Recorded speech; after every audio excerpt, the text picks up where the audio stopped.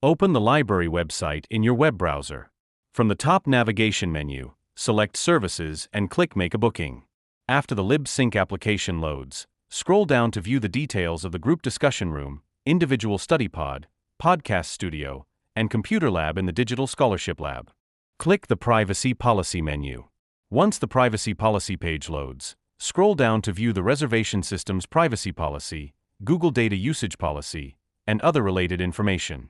Click the Terms menu, then scroll down to view the reservation system's terms and regulations and other related information.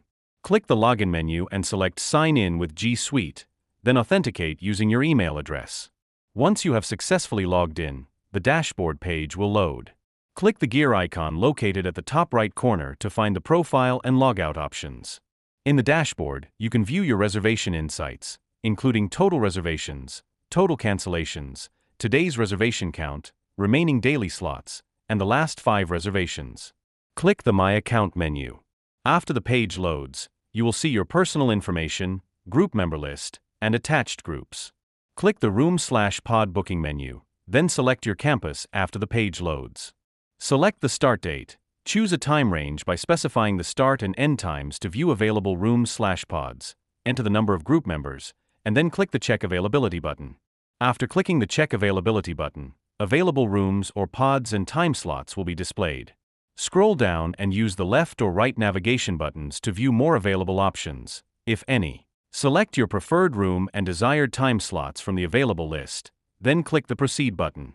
The selected slot will be temporarily held for a limited time. If you do not wish to proceed with the reservation, click Cancel Hold to release the slot. Enter your group member ID to send an invitation email to the selected member. If you have added a member by mistake, you can remove them by clicking the minus icon. After your group members accept the invitation, click the Refresh button. Click the Confirm button. Once the reservation is successfully created, a confirmation page will appear. Click the Close button to be redirected to the dashboard.